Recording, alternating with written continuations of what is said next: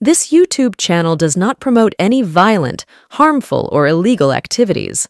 All content provided by this channel is meant for an educational purpose only.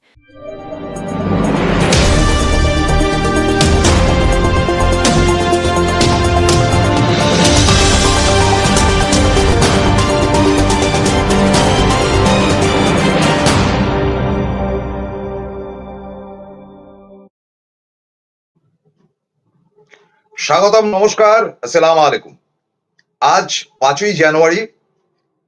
মাননীয় মুখ্যমন্ত্রী, আমাদের প্রিয় নেত্রী, আমাদের ভীষণ প্রিয় দিদি মমতা বন্দ্যোপাধ্যায়ের অফিসিয়াল সার্টিফিকেটে তার জন্মদিন। যদিও আমরা যারা তার অত্যন্ত ঘনিষ্ঠ তারা জানি যে দুর্গাপুজোর অষ্টমীর দিন তিনি জন্মেছিলেন, কিন্তু ওই some time of 50s and 60s ওই সময়টা আমাদের স্কুলে ভর্তি হতে গেলে হয় জুলাই, তা নয়তো জানুয়ারিতে মানে বার্থডে ডেট একটা ঠিক করতে হতো। কাজেই সার্টিফিকেটের মানে দিদি যে বিভিন্ন ইলেকশনে দাঁড়ান বা বিভিন্ন কাজ করেন সেখানে তার 5ই জানুয়ারি লেখা রয়েছে। যদিও আমি প্রত্যেক বছর বা আমরা অনেকেই প্রত্যেক বছর অষ্টমীর দিন দিদিকে শুভ জন্মদিন জানাই, কিন্তু সার্টিফিকেটের জন্মদিন সেহেতু দিদিকে আমাদের এনকে ডিজিটালের প্রত্যেক কর্মীর পক্ষ থেকে, প্রত্যেক সদস্যের পক্ষ থেকে এবং আপনাদের পক্ষ থেকে তাকে শুভেচ্ছা বার্তা জানাই। আমি ব্যক্তিগতভাবে তাকে প্রণাম জানাই, আমি তার ভাইয়ের মতন, ভাইয়ের থেকেও বেশি। সুতরাং দিদি শরীর সুস্থ রাখুন। আপনার এই জন্মদিন, এটাও একটা পার্ট জন্মদিন। জন্মদিনে অনেক অনেক বেশি এনার্জি আপনার মধ্যে আসুক।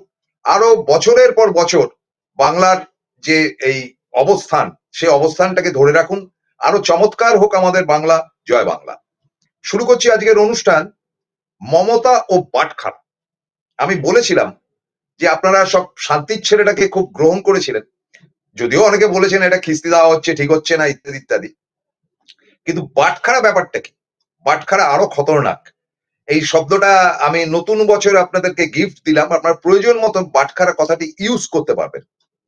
বাটখারা ব্যাপারটা কি তা আমি পরে বলছি, কিন্তু তার আগে যেহেতু আজকে দিদিকে নিয়ে অনুষ্ঠান, আমি মনে করি যে এমন একটা শুভক্ষণে 1 জানুয়ারি থেকে শুরু করে গ্রামে গঞ্জে শহরে শহরতলিতে প্রত্যেকটি জায়গাতে যারা তৃণমূল কংগ্রেস করেন বা যারা মুখ্যমন্ত্রীকে ভালোবাসেন, তারা দয়া করে মুখ্যমন্ত্রীর লড়াইটাকে মনে রাখবেন এবং মনে রাখবেন যে এটা একটা এমন একটা রাজনৈতিক দল, দলের ত্রুটি প্রচুর রয়েছে, কিন্তু ভালোটা এত বেশি রয়েছে যে ত্রুটিটা ঢাকা পড়ে যায়। অনেক জায়গায় গন্ডগোল হয়, এই হয় সেই হয়, কিন্তু একা দাপটে সিংহিনীর মতন যে মমতা বন্দ্যোপাধ্যায় তার রাজ্যটাকে নিয়ে চলেছেন, সেটার জন্য গর্ববোধ হয়।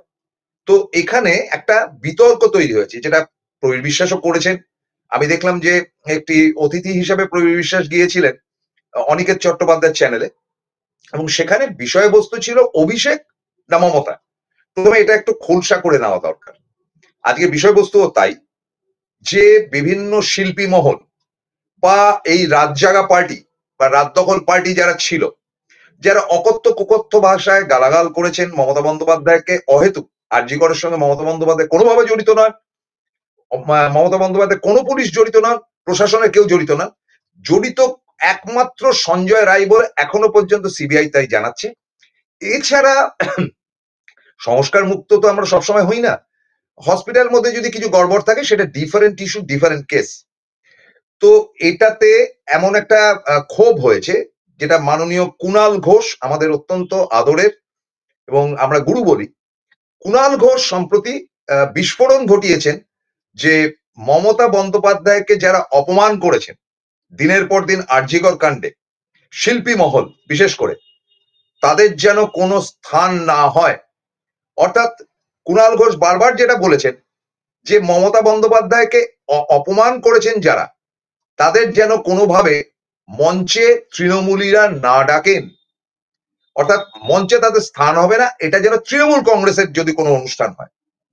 যদিও এটাও তিনি বলেছেন তার সাথে সাথে যে সরকারি অনুষ্ঠান বা বিভিন্ন বা প্রতিষ্ঠানিক অনুষ্ঠান, সেখানে তারা যেতেই পারে, আমাদের তাতে নাক গলানোর কিছু নেই। কিন্তু দলের কর্মী যারা, যারা মমতা অনুরাগী, মমতা অনুরাগীর থেকেও আরো এগিয়ে বলা যায়, যারা মমতা বন্দ্যোপাধ্যায়কে ভালোবাসেন, যারা অপমানিত হয়েছেন, তারা কেউ নেতা হোক, হোতা হোক, যেই হোক, তারা যে এই যে শীতকালীন নানান অনুষ্ঠান করেন, তাদের মঞ্চে যেন ওই তথাকথিত রাতজাগা পার্টি বা রাত দখল পার্টিদের না দেখা যায়।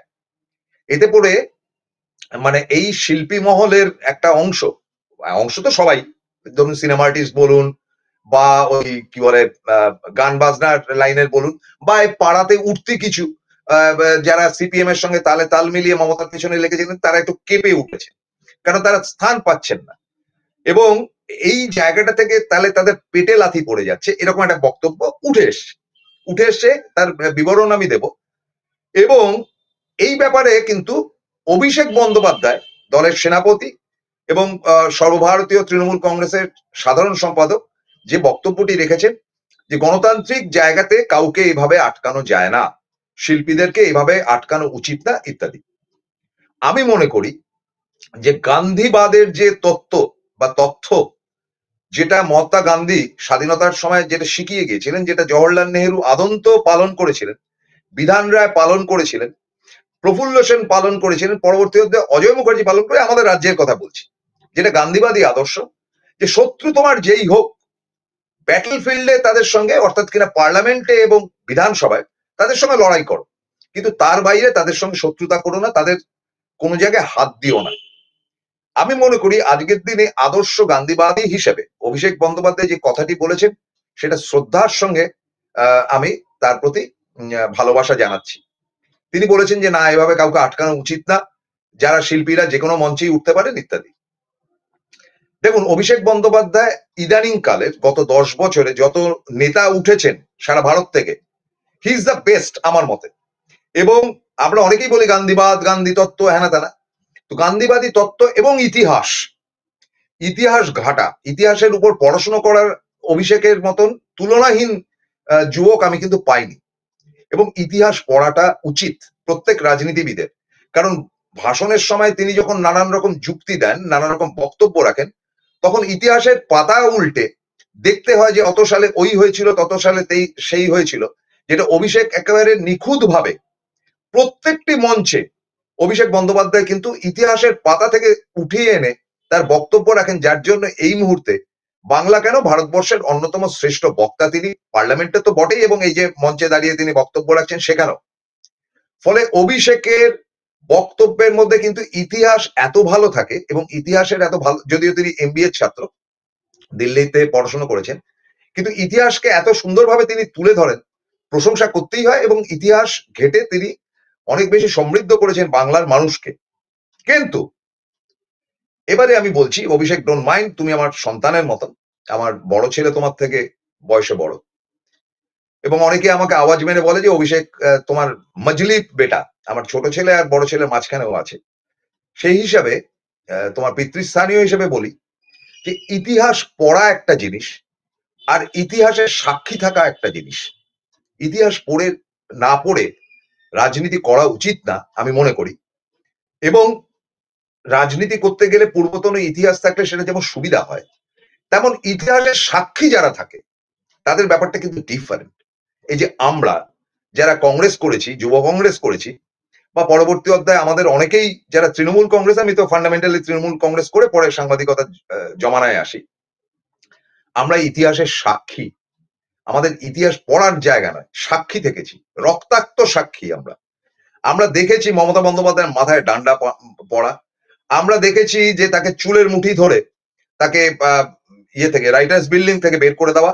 আমরা নিজেরা উপস্থিত ছিলাম যে 21শে জুলাই 1993 ওই ময়দানে, এবং বলতে দ্বিধা নেই, আজকে আমি স্বীকার করছি যে সেদিনকে সাধন পান্ডে বা সাধনদা যদি না থাকতো, আমার পিঠে যে কতগুলো লাঠির বাড়ি পড়তো আমি জানি না, রক্তাক্ত হয়ে যেতে হতো, এমনি আমার ছড়ে পড়ে একাকার হয়েছিল। তো সেই ইতিহাসের সাক্ষী আমরা সিপিএম কে ক্ষমা করতে পারি না অভিষেক। এবং যেভাবে আমাদের কোণঠাসা করা হয়েছে, কোনো অনুষ্ঠান করতে দেওয়া হয়নি, কোনো সরকারি চাকরি আমরা পাইনি, কোনো জায়গায় প্রবেশ অধিকার আমাদের ছিল না, 55,000 কংগ্রেস কর্মী বা কংগ্রেস সমর্থকরা খুন হয়েছে, এবং 12টা বাজিয়ে ছেড়ে দিয়েছে সিপিএম। এই সিপিএম বা তাদের ছালবাকল, তাদেরকে ক্ষমা করি কি করে অভিষেক? কারণ আমরা তো সাক্ষী, এই রক্তাক্ত ইতিহাসের সাক্ষী। আমাকেই নাটক করতে দেওয়া হয়নি। আমি অত ঘটোৎকচ কথা বলে মহাভারতের একটা অংশ নিয়ে নাটক করেছিলাম, সেটা অবশ্যই প্রমোটার রাজ নিয়ে, সিপিএম এর প্রমোটার রাজ নিয়ে আমাকে করতেই দিল না, স্টেজেই উঠতে দিল না, বন্ধ করে দিয়েছিল। আমার কথা ছেড়ে দিন, আমি তো সাধারণ মানুষ। ব্রাত্য বসুকে নামিয়ে দেওয়া হয়েছে, শাওলি মিত্রকে নাটক করতে দেওয়া হয়নি। অর্থাৎ কিনা তাদের আমলে যারা সিপিএম করত তারাই পেয়েছে, করে কমবে খেয়েছে, এবং যারা সিপিএম করতো না তাদেরকে কোণঠাসা করে রেখে দেওয়া হয়েছে। এবং আপনাদেরকে বলি যে এই 60-এর দশক থেকে যখন উত্তম কুমারের উত্থান হলো, তখন বাংলা চলচ্চিত্র এবং সঙ্গীত মহলে 85% বামপন্থীরা ছিলেন। এবং আপনারা শুনলে অবাক হবেন যে উত্তম কুমার, সুচিত্রা সেন আর ওই সুপ্রিয়া দেবী আর জনাকত রঞ্জিত মল্লিক টল্লিক এরকম গুটি কতক মানুষ সিপিএম করতেন না বা বামেদের সমর্থক ছিলেন না, বাকি সব বাম। সে আপনি সৌমিত্র চ্যাটার্জি বলুন, মৃণাল সেন বলুন, তপন সিনহা বলুন। আজকে তপন সিনহাকে অন্যরকম রেসপেক্ট দেওয়া হচ্ছে, কিন্তু এরা বামপন্থী ছিলেন। তারপরে ধরুন রবি ঘোষ বলুন, অনুপ কুমার তো পার্টির হয়ে ভোটেই দাঁড়িয়েছিলেন, শেখর চ্যাটার্জি বলুন, উৎপল দত্ত বলুন, সব বামপন্থী লোক ছিল এবং তারাই করে কমবে খেয়েছে। এবং এই উত্তম কুমারের মৃত্যুর পর তার বডিটা পর্যন্ত রবীন্দ্র সদনে রাখতে দেওয়া হয়নি। তো এই দিনের পর দিন অপমান করেছে, এবং সিপিএম না করলে তাদের জায়গা হবে না, এই জায়গাটা যখন তৈরি হয়েছে, আজ আমাদের এই সময় দিদির জমানাতে আমরা জমি ছাড়বো কেন, এটা ভাবতে হবে অভিষেক। কারণ এটা আমার আজকে 65 বছর বয়স হয়ে গেছে, আমার সেন্টিমেন্ট যেটা, সেটা তো অন্য সেন্টিমেন্ট। আজকে যারা নব্য 2011-র পর যারা দল করেছে তাদের কাছে তো অপমানের বিষয় ব্যাপারটা। দিনের পর দিন কি ধরনের ভাষা ব্যবহার করা হয়েছে, এবং এই যে সিনেমা আর্টিস্ট যারা বাটখারা যাদেরকে নাম দিয়েছি, তো তারা কি করেছেন আর না করেছে, তাদেরকে ক্ষমা করে দেওয়া হবে? তাদের মঞ্চে তারা একদিকে গালাগাল করবে মমতাকে, অন্যদিকে তারাই গিয়ে সিনেমা উৎসব থেকে পুরস্কার নেবেন, তারাই মঞ্চেতে দাঁড়িয়ে 2 লাখ 3 লাখ 5 লাখ টাকা করে ফাংশনে টাকা নেবেন, তারাই করে কমবে খাবেন। এটা যে নরেন্দ্র মোদী হলো চামড়া তুলে দিত। নরেন্দ্র মোদীর বিরুদ্ধে বলার মতন একটা লোকও আছে বম্বে ফিল্ম ইন্ডাস্ট্রি এবং গানের জগতে? শাহরুখ খান, সলমান খান প্রত্যেকে নরেন্দ্র মোদীর সামনে হে হে হে করে ঘুরে বেড়ান, কারণ তারা জানেন যে মোদীর বিরুদ্ধে একটি শব্দ উচ্চারণ করলে তারা টিকে থাকতে পারবেন না। দেখুন না, দুটি লোকের কথা বলবো। এক প্রকাশ রাজ, বম্বের গত 20 বছরের শ্রেষ্ঠ ভিলেন, মোদীর বিরুদ্ধে কথা বলেছে, তাকে আউট করে দেওয়া হয়েছে। খুঁজে পান প্রকাশ রাজকে? খুঁজে পাচ্ছেন আজকাল? আপনি দেখুন দক্ষিণের অভিনেতা, বিভিন্ন যে অভিনেতারা উঠে এসছেন এই প্রকাশ রাজের মতো, তারা বম্বেতে আজকে সুযোগ পায় না, যেহেতু মোদী বিরোধী তারা। আপনারা দেখুন আরো যে সিনেমা আর্টিস্টদের মধ্যে যারা মোদী বিরোধী ছিল এবং বলতে কোনো দ্বিধা নেই, দীপিকা পাড়ুকোন মোদীর বিরুদ্ধাচরণ করেছে, তো সিনেমা রিলিজের ঝামেলা পাকিয়ে দিয়েছিল যে তিনি গিয়ে ওই জেএনইউতে আন্দোলনকারীদের পাশে দাঁড়িয়েছিলেন। সুতরাং সব জায়গাতে হবে, বাংলাতে হতে মানে আপত্তি কোথায় অভিষেক, এটা তো ভাবতে হবে। কাজেই আজকে আমার অনুষ্ঠানের নাম বাটখারা। বাটখারাটা কি বলুন তো? বাটখারা ধরুন এই যে একটা জিনিস দেখাই, এইরকম ধরনের একটা ওজন বাটখারা। এই ওজনটাকে চাপিয়ে একদিকে চাল, ডাল, চিনি, নুন, লঙ্কা ইত্যাদি চাপানো হয়। বাটখারার কাজটা হচ্ছে শুধু ওজন বুঝে তাকে জানিয়ে দেওয়া, অর্থাৎ অন্যের ওজন বোঝা। কি জানেন, এই ওজন বোঝার জায়গাটা থেকে একটি কথা বলতে হয়। প্যারাসাইট বলে একটা ইংরেজি শব্দ আছে, যেটা সম্প্রতি আমি ওই রাজ জাগদের বিরুদ্ধে বলেছিলাম বলে আমার বাড়ির লোকও রেগে গেছে যে এত খারাপ কথা কেন বললি। প্যারাসাইট খারাপ কিছু না, প্যারাসাইট হচ্ছে কি পরস্বৈপদী, যারা পরনির্ভরশীল, পরজীবী, যারা অন্যের উপর নির্ভর করে নিজেদের ফুর্তি ফার্তা করে, তাদেরকে পরজীবী বলে। এই বাটখারাটা হচ্ছে গিয়ে এক ধরনের পরজীবী। বাটখারা দেখুন নিজের কোনো অস্তিত্ব নেই। আপনার যদি বাটখারাটা ভেঙে যায়, তাহলে ওটা কেজি দরে আরেকটা বাটখারার সাহায্যে সেটা লোহালক করে দোকানে বিক্রি হয়ে যায়। বাটখারার কোনো ভূমিকা নেই। তো এই পরজীবী বা পরস্বৈপদী, দেখবেন লতা হচ্ছে পরস্বৈপদী, যে গাছ বেয়ে বেয়ে ওঠে। তো এই বাটখারার বিবরণ আপনাদের কাছে দেব, যে মমতার বিরুদ্ধে বাটখারারা যে এতবার বেড়েছে, সেই বাটখারাগুলোকে এবার টাইট দেওয়া দরকার। কিন্তু একটা ছোট্ট বিরতি নিচ্ছি, বিরতির পর ফিরে এসে মমতা ও বাটখারা আপনাদের সামনে উপস্থাপন করব। একটা বিরতি। আধ্যাত্মিক ঈশ্বরীয় বিশ্ববিদ্যালয়, এখানে গীতার জ্ঞানের দ্বারা আত্মার পড়াই পড়ানো হয় এবং রাজযোগ শেখানো হয়। নিরাকার শিব পরমপিতা পরমাত্মা সাকারে এসে গেছেন 1936 সালে বিশ্ব পরিবর্তনে 100 বছরের জন্য। নতুন সত্যযুগের স্থাপনা এবং পুরনো কলিযুগ বিনাশ হতে চলেছে। আপনারা সবাই এই জ্ঞান গ্রহণ করুন সম্পূর্ণ বিনামূল্যে। যোগাযোগ করুন 9007162175 এই নাম্বারে। Welcome to the world of civil business. A Bengali business personality and the most successful business group, Roy Construction Group of companies now coming Sarib, West Bengal. Mr. Anup Roy, the managing director of the Roy Construction Group company, ready to serve his native land, the mother Bengal.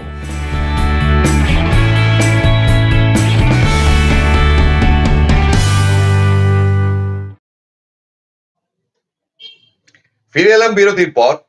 এই বাটখারা জাত বদমাইশ, এই বাটখারাদের বদমাইশি। আবারও বলি, বাটখারা মানেটা হচ্ছে গিয়ে ওজন মাপার জায়গা। আপনার সোনার দোকানে দেখবেন এরকম পাতলা প্যাতপাতে বাটখারা রয়েছে। আবার দেখবেন যে টন টন ওই গরুর গুড় যেখানে বিক্রি হয় সেখানে দেখবেন যে টন টন বাটখারা রয়েছে। বাটখারার কোনো ভূমিকা নেই, শুধু ওজন মেপে নিজের জায়গাটা তৈরি করে। আর এই সিনেমা আর্টিস্ট এগুলো প্রত্যেকটা হচ্ছে গিয়ে বাটখারা। এই ডাক্তারগুলো পর্যন্ত সব বাটখারা। এবং এই বাটখারাগুলোর কাজ হচ্ছে সিপিএম উস্কাবে, এরা সামনে থেকে সেই ওজনটাকে আপনাদের সামনে প্রেজেন্ট করবে পরস্যৈপদী দল। এদেরকে শান্তির ছেলে বললে কম বলা হয়, বলেছি তো বটেই, কিন্তু আজ থেকে এদের নাম হচ্ছে বাটখারা। বাটখারাদের স্টেজে কোনো চান্স নেই। শুনবেন একটা জায়গা, সংবাদ প্রতিদিনের থেকে একটা ফুটেজ নিয়েছি, কৃতজ্ঞতা জানাই সংবাদ প্রতিদিনকে, একটুখানি দেখে নেব, তারপরে বলছি। তারা উপরে রাজনৈতিক যারা নেতারা রয়েছেন তাদের আন্ডারে যত লোক রয়েছে তারা যে বিভিন্ন ইনস্টিটিউশনে, বিভিন্ন সরকারি প্রতিষ্ঠানে থ্রেড দিয়ে পুরো জায়গাটাকে একটা দুর্নীতির একটা রাজত্ব করে ফেলেছেন। আমরা সেই সমাজ থেকে মুক্ত একটা সমাজ চাই। আমরা এই থ্রেড কালচারের বিরুদ্ধে আজকে রাস্তায় নেমেছি, আমরা এই রেপ কালচারের বিরুদ্ধে রাস্তায় নেমেছি। যতদিন না পর্যন্ত আমাদের এই গলার আওয়াজ থাকবে ততদিন অব্দি আমরা রাস্তায় থাকবোই। হসপিটাল হতে পারে, থানা হতে পারে, যেখানে গিয়ে আমার মনে হবে যাচ্ছে আমি সুরক্ষিত। সেই হসপিটালে দাঁড়িয়ে যদি একটা ঘটনা হতে পারে তাহলে ভারতবর্ষের যে কোনো কোনায় এটা হতে পারে। আমি আমার রাজ্যের কথা বলছি, আমি তো বলবো সব রাজ্যের মহিলাদের এই আওয়াজটা তুলতে হবে, তাদের সরকারের বিরুদ্ধে রাষ্ট্রকে প্রশ্ন করতে হবে, যেটা কেন কিভাবে আমাদের ভোটার কার্ডের অধিকার নিয়ে আমাদের প্রশ্ন করতে হবে। তার জন্য সরকারের তরফ থেকে সে কথা বলতে হবে। আর আমাদের ইন্ডাস্ট্রির নিয়মের কথা আমরা আমাদের নিয়ম বানাবো, শাসক দলের কেউ এসে আমাদের নিয়ম বানিয়ে দেবে না। কিরম বাটখারা মাল চিন্তা করুন। একদিকে বলছে শাসক দলের সমালোচনা করছে, একদিকে বলছে শাসক দল আসলে থ্রেট কালচার বলছে। বাটখারার ডায়লগটা শুনুন। থ্রেট কালচার বলছে, নিজে থ্রেট মারছে বসে বসে, নিজে থ্রেট করে গেল। কিন্তু এত এই করবো ওই করবো, সবাইকে আসতে হবে। তার কথার মধ্যে থাকবে আমরা অনুরোধ করি বা আমরা দেখছি, আমরা সরকারের কাছে বিনীত অনুরোধ রাখি। এবং এই ঘটনাতে আমি বলি, নির্যাতিতার জন্য কারুর কোনো দুঃখ বেদনা নেই। যা বেদনা ফেদনা হওয়ার ওই প্রথম 2-3 দিন নাটকবাজি, তারপরে এই ডাক্তার নির্যাতিতা যার জন্য আমরা প্রতিবাদী, আমরা মনে করি যে দোষীর শাস্তি হোক, ফাঁসি হোক, হবে নেক্সট উইকে হয়ে যাবে, এই রানিং উইকে হবে। কিন্তু এরা এটাকে কেন্দ্র করে নিজেদের বাজার তুলেছে এবং বাজার দর তুলে এই ডাক্তাররা তারা যেমন বদমাইশি করেছে, যেমন তাদের বাজার দর তুলেছে, যেমন তাদের জায়গা, এই যে সেই কি 150 গ্রামের বজ্জাতরা, 150 গ্রাম বীর্যখোর বজ্জাত বাটখারা মালটি, হ্যাঁ, তিনি তো সিপিএম এর মঞ্চে উঠে তিনি প্রচার পর্যন্ত করেন। এটা বাটখারা বেসিক্যালি। সিপিএম এদেরকে সামনে ঠেলে দিয়েছে, সিপিএম এর বাটখারা এরা, মানে সিপিএম এর ওজন বুঝে এরা এগোয় এই বাটখারা মাল। এটা বাটখারা মানে বদমাইশ বাটখারা, এটা মানে এটাকে দেখলে গা হাত পা রিরি করে চলে যায়। এগুলো সব বাটখারা। ফলে কি বলেছিলেন সুদীপ্তা চক্রবর্তী? প্রবীর বিশ্বাস মশাই গত পরশুদিন সম্ভবত, যেটা আজকে আমি কালকে আমি দেখলাম, প্রবীর বিশ্বাস মশাই অনিকেত চট্টোপাধ্যায়ের চ্যানেলে তিনি বসেছেন। এই অনিকেত চট্টোপাধ্যায় কিন্তু তিনি সিনেমার সঙ্গে যুক্ত। অনিকেত চট্টোপাধ্যায় কিন্তু তিনি ইয়ে করেছিলেন, সুদীপ্তা চক্রবর্তী তার ইন্টারভিউ নিয়েছিলেন।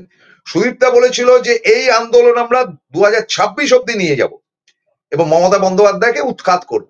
তারপরে কি হলো বাটখারা চক্রবর্তীর? মিস বাটখারা চক্রবর্তী তারপরে ফিল্ম ফেস্টিভ্যাল থেকে পুরস্কার নিচ্ছেন। আর এই সম্প্রতি নোটে বিনোদিনী নিয়ে যে ডিসিশনটা হয়েছে, বিনোদিনী মঞ্চ, তোমাদের আমলে হলো না কেন? সিপিএম মাক্কু জমানায় সব মাক্কু এগুলো, সব মাক্কু মাল বাটখারা। তো এই বাটখারা জমানাতে কেন হলো না? তখন হয়নি।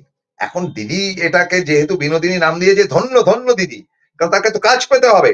দিদির সঙ্গে চোঁয় পোঁয় করে তো লাভ নেই, সে তো বুঝে গেছে যে মার্কেট থেকে হাওয়া হয়ে যাবে, স্টেজ থেকে কান ধরে নামিয়ে দিচ্ছে। খাবে কি, যাবে কোথায়, ফুটানি করবে কি টাকা দিয়ে? এরা বলছে নারীর অবমাননা, আর নিজেদের চরিত্র কি এই কি স্বস্তিকা মুখার্জি, তারপরে মিসেস মিত্র, কি মিত্র, ওই যাই হোক, ঘোড়ার ডিম, ওই হ্যাঁ হ্যাঁ করে কি একটা হাসির প্রোগ্রাম হতো, কি পোশাক তাদের। ওই পোশাক দেখে ইয়ে বলেছিলেন আমাদের অভিনেত্রী শঙ্কর, মমতা শঙ্কর বলেছিলেন যে এই পোশাক থাকলে মানুষের তো এমনি লোভ বাড়বে, এই তো আকর্ষণ করার ব্যাপার, তিনি চার পুরুষ থাকা ছাড়া থাকেন না। তো এইসব ডায়লগ বাজি তো মমতার বিরুদ্ধে বলা হয়েছে, আমরা হজম করেছি দিনের পর দিন। প্রতিবাদ করার জায়গাতে পুরো তৃণমূলের সমস্ত অফিসিয়ালস এদেরকে বলা হয়েছে চুপ করে থাকো, বিষয়টি স্পর্শকাতর, কেউ কিছু করবে না, কেউ কাউকে কিছু বলবে না, যা খুশি করার করুক। যেদিনকে তৃণমূলের পতাকা পুড়িয়ে দেওয়া হয়েছিল সেদিনকেও কিন্তু তৃণমূলের মানে সুপ্রিমোরা বলেছিল কোনো প্রতিবাদ করবে না, একটা দিন আসবে তখন আমরা দেখব। অভিষেক বন্দ্যোপাধ্যায়, আপনি তো জানেন, আপনিও তো বলেছেন সেই সময়টা, কিন্তু ভাবতে হবে যে এই দুঃসাহস হয় কি করে একটা পতাকা পোড়াবার? যেই পতাকাটা আজকে পশ্চিমবঙ্গকে চালাচ্ছে, সেই দলের পতাকা পোড়ানোর সাহস হয় কি করে? কারা করেছে? সিপিএম এর লোকেরা করেছে। সিপিএম এর আগান বাগান, বগলের চুল, মাথার উল ইত্যাদি এরা করেছে। তো সেই বাটখারাদেরকে তাহলে শাস্তিটা হবে কি করে? পরিষ্কার বার্তা জানাই, কুণাল ঘোষ কি বলেছেন, কুণাল ঘোষ কিভাবে কাউন্টার দিয়েছেন, সেটা তার দলের মুখপাত্র হিসেবে তিনি বুঝে নেবেন। এই অনুষ্ঠানের থেকে খিস্তিকেও আমি শুরু করেছিলাম, শান্তির ছেলে দিয়ে শুরু করেছিলাম এদের বিরুদ্ধে। সেই আমি আবার বলি, কারণ আমার মানে দাসখত লেখা নেই তৃণমূলের কাছে, আমি বলি কোন মঞ্চে এই সঙ্গীত শিল্পী যারা প্রতিবাদের নামে ভণ্ডামি করেছিলেন তাদেরকে উঠতে দেওয়া হবে না। এবং যদি জানা যায় যে কোন জায়গায় কোন তৃণমূলের নেতা এদেরকে মঞ্চে তুলেছিলেন, এই সঙ্গীত শিল্পী হোক, সিনেমা আর্টিস্ট হোক, এদেরকে, তার অবস্থা ঢিলে হয়ে যাবে, সামনের বার টিকিট ফিট পাবে না, এবং কত দূর তার শাস্তি হবে তিনি কল্পনা করতে পারেন না। এটা হচ্ছে গিয়ে threat culture, Trinamool to Trinamool হচ্ছে, ধরে নিন। নাম্বার 2, এবার চলে আসি সিনেমা আর্টিস্ট এবং টালিগঞ্জ। এত দূর অব্দি তো যায়নি কুণাল ঘোষ। টালিগঞ্জের প্রডিউসারদের বলি, করে কমবে খাচ্ছেন, মারোয়ারি থেকে শুরু করে নানান ব্যবসায়ীরা অনেক টাকা খেয়েছেন আমাদের, কিন্তু আজকে পয়সার অভাবে আমরা একটা মাছ ভাতও খেতে পারি না। পরিষ্কার বার্তা দিচ্ছি যে চলচ্চিত্র অভিনেতা অভিনেত্রী যারা এই আন্দোলনের নামে ভণ্ডামি করেছেন, তাদেরকে প্রডিউসাররা ওকে না নিলে না আমার ছবিটা দাঁড়াবে না, আমার ছবি দাঁড় করাতেও হবে না, অমন সিনেমা দেখার দরকার, আপনাদের সিনেমা দেখিও না, জঘন্য সব সিনেমা বেরোচ্ছে। ওই একটা বোধহয় রিসেন্টলি কি বেরিয়েছে ভালো, ওই মানে এক ভদ্রলোকের, ভদ্রমহিলা কি করে, নামও জানি না, মাথায় এখন আসছে না, যখন প্রোগ্রাম করতে বসি ব্রেন কাজ করে না। তো যাই হোক, ওরকম 2-4টে ভালো হয়, বা শুনলাম দেবের ছবিটা ভালো হয়েছে, কিন্তু শাশ্বতী কি স্বস্তিকাকে না নিলে তার চলবে না, তাহলে সেই ছবি দেবেরও করার দরকার নেই, পরিষ্কার বলে দিলাম। কারণ আমাদের কাছে মমতা বন্দ্যোপাধ্যায় প্রথম কথা, মমতা বন্দ্যোপাধ্যায় শেষ কথা, নো কনসিডারেশন। আমরা দেবকে চিনবো কেন মহাশয়? হু ইজ দেব? দেবকে দেখে কি এই রাজনৈতিক দল বা মমতা বন্দ্যোপাধ্যায়কে ভালোবেসেছি নাকি? যে দেবের প্রত্যেক বছরই সিনেমাতে হয় মিঠুনের এখন বম্বেতে কোনো জায়গা হয় না, বুড়ো হয়ে গেছে, বম্বেতে এরকম ঝর্তি পড়তি মালকে নিয়ে তারা কেউ সিনেমা করে না, ওই জন্য বাংলায় এসে তাকে করতে হচ্ছে। তাহলে এমন ছবি বানাবেন না যেটা মিঠুনকে ছাড়া চলবে না, তাহলে সেই সিনেমা করার দরকার নেই, যে কেউ করে দেবে। মূল চরিত্র তো দেব নিজে থাকেন। এবার দ্বিতীয় জায়গাটা বলছি, যে স্বস্তিকা বলুন, তারপরে কি মিত্র বলুন, নাম ভুলে যাচ্ছি, বা এই যে সব দেবলীনা ফেবলিনা হাবিজাবি, হাঁটান সিনেমার চান্স দেবেন না, পরিষ্কার কথা।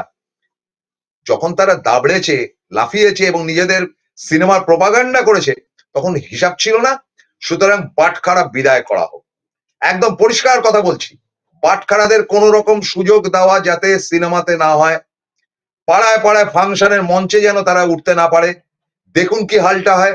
আজকে প্রকাশ রাজের যে হাল করে ছেড়ে দিয়েছে নরেন্দ্র মোদীর গ্রুপ বা বিজেপি, সে হালটা আমি এই আন্দোলনকারীর নামে, এই ভণ্ডামির নামে এই রাত জাগা পার্টির যেন হতে পারে। বাটখারা হাটাও। দেখুন একটা কথা বলি, আজকে যদি বিনামূল্যে চাল ডাল দেওয়া হয় বা আজকে যদি আদি যুগে চলে যেত, তখন তো বাটখারার কোনো কারবার ছিল না, তো মানুষের কোনো অভাব ছিল না।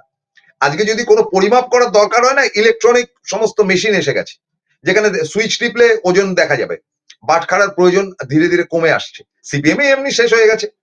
সুতরাং বাটখারাকে এবার গঙ্গার জলে বিসর্জন দিন। এই বাটখারার দল আমাদের রাজ্যটাকে, দেশটাকে সর্বনাশ করে দিচ্ছে।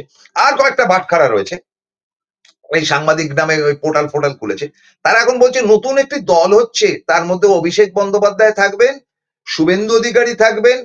বাবা, এমন কথা সুমন চট্টোপাধ্যায়ের মতন প্রবীণ সাংবাদিক, যাকে রেসপেক্ট এখনো করি, তিনি বলছেন যে এমন একটা দল হতে চলেছে যার মধ্যে অভিষেক বন্দ্যোপাধ্যায় থাকবেন, তার মধ্যে বিজেপি থেকে যারা বিদ্রোহী তারা চলে আসবেন, সিপিএম থেকে চলে আসবেন, কংগ্রেস থেকে চলে আসবেন।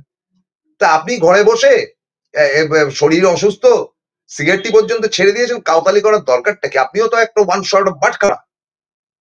বাটখারাগিরি ছাড়ুন, অনেকদিন তো হলো, অনেক গালাগাল তো দিলেন মমতা ব্যানার্জিকে। আমি তো নিজের চোখে দেখেছিলাম যে কেক নিয়ে মমতা ব্যানার্জির কাছে ওই দার্জিলিং এর অনুষ্ঠানে আমার সব সাক্ষী রয়েছে সাংবাদিকরা, দন্ত বিকশিত হয়ে আপনি গদগদ চিত্তে গিয়েছেন। আজ বাটখারাগিরি করতে শুরু করেছেন না? আমাদের এক ও একমাত্র কাজ হবে 2025-এ মমতা বন্দ্যোপাধ্যায়ের মানে সার্টিফিকেট জন্মদিনে প্রতিজ্ঞা করে দেখলাম, আমার বয়স হয়ে গেছে, বাট আই ডোন্ট কেয়ার, বাটখারাকে শেষ করে দেবো। এই প্রতিজ্ঞা নিয়ে আজকের অনুষ্ঠান শেষ করছি। ভালো থাকবেন, হ্যাপি নিউ ইয়ার, নমস্কার, আদাব।